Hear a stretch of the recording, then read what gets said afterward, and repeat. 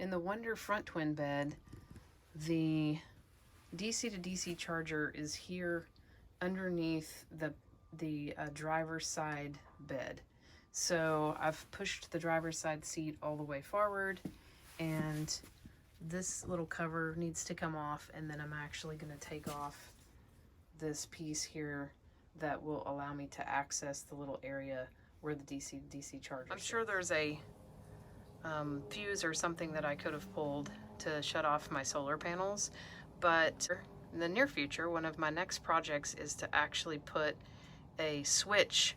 I'm going to change out this Zamp solar controller to a new Victron solar controller that I purchased, and I am going to put a circuit breaker in there.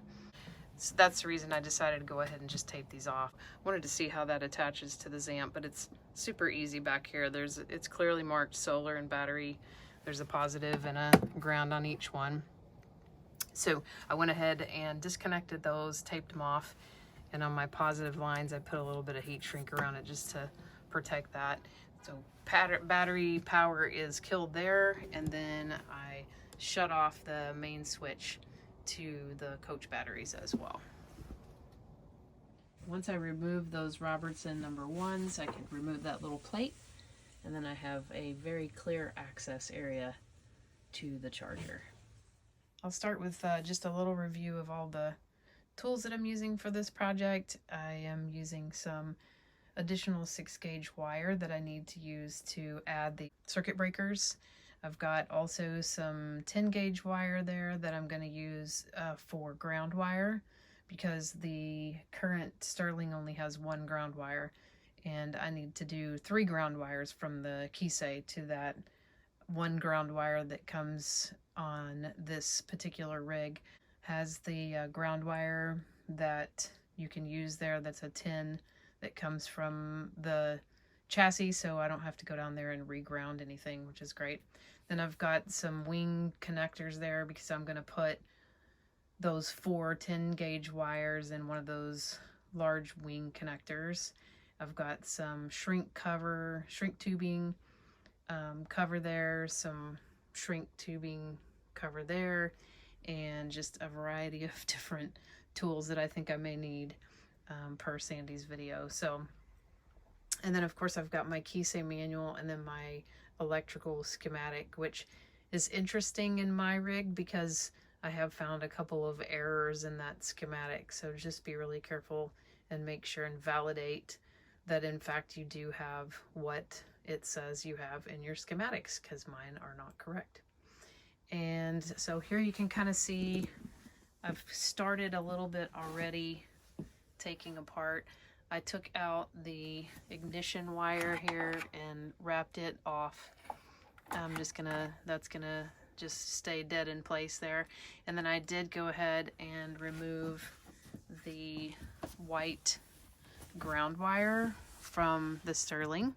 It was there in between the 2 power wires. So the white ground wire I taped off. I am working with a hot chassis battery, so I'm being very, very cautious about making sure I've,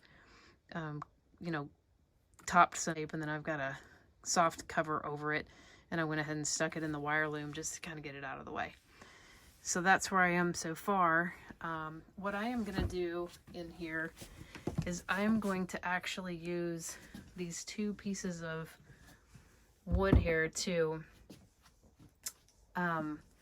install. I'm going to install the 2 pieces of wood there on the wall, and then I'm going to install the Kisae to the pieces of wood to give the bottom of the Kisae a little bit of airflow room. That is perfect. So now what I'm going to do is I'm going to install the Kisae to those boards, and I'll show you what that's going to look like when I get it on. So far so good. I installed the Kisae there on those furring strips.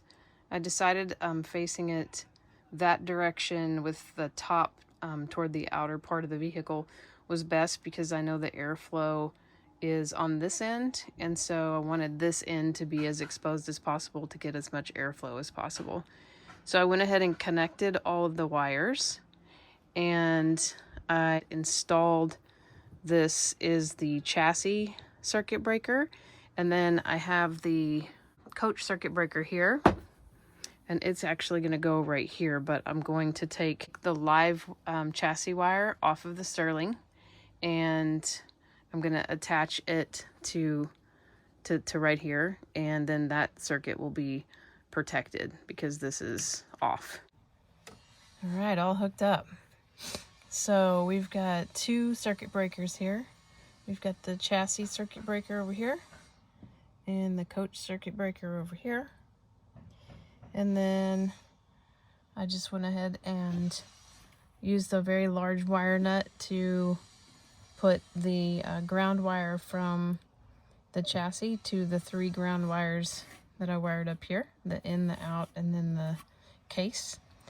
And it should be ready to go. So I'm gonna hook everything back up and then we'll come back. I reconnected my coach batteries and turned my coach switch back on, reconnected my solar panels, and started right up. Started the rig and it started right up. I did the settings as recommended and it seems to be working flawlessly. So excited. The batteries are topped off, but it was showing 48 amps coming through initially on the charge, so that is fabulous. Thank you so much, Sandy, for all of your help. Hope this was helpful for anybody that is going to do this in a Wonder front twin bed. If you have any questions, don't hesitate to reach out.